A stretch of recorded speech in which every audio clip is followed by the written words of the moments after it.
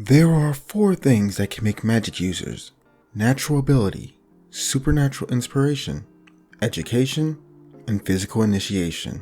In this video, we will take a closer look at each of these types. The first type of magic user is one who possesses natural ability.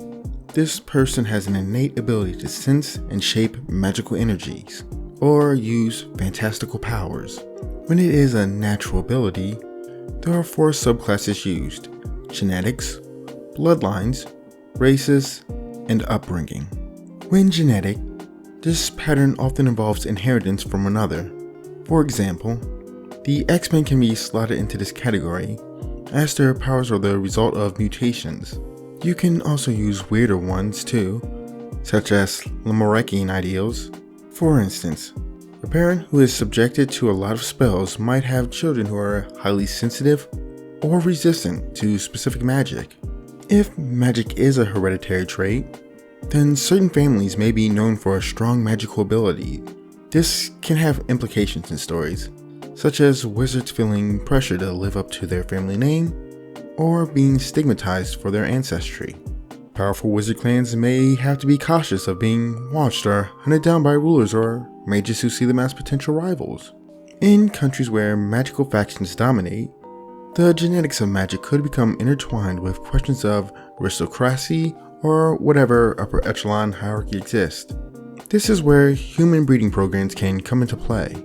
In some settings, certain genetic traits may result in certain subgroups or races having exceptional magical powers. This can be the case of inherently magical beings, and it can lead to offsprings having some variant. Again, there may be stigmatization of some within this or social implications. This leads into social world building, which is a topic for another time. Environmental influences and upbringing could possibly play a role too, with some individuals being encouraged to explore options while others are discouraged.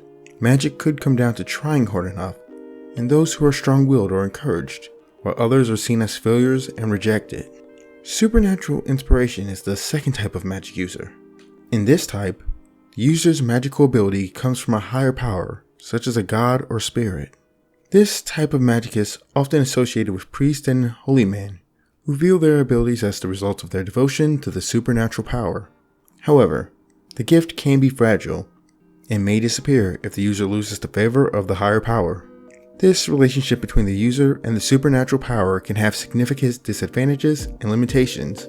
The third type of magic user is one who acquires magic through education. In this type, a structured education system teaches the user to master magic.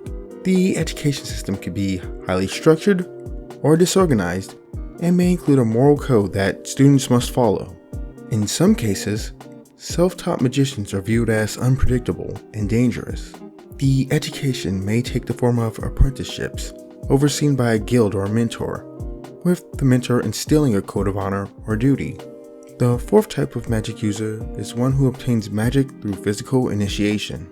This type of user acquires their abilities through physical altercations, such as scarification, tattoos, or acts such as consuming something, or through mental experiences, such as a ritual or having a near-death experience. The initiation often involves a change in the user's perception and understanding of the world around them. In conclusion, knowing who the magic users are in a story is essential, as it can influence the type of story being told.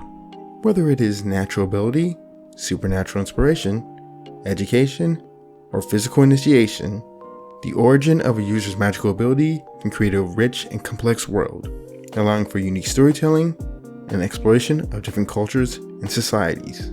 Also, know that this question of who uses magic doesn't function alone.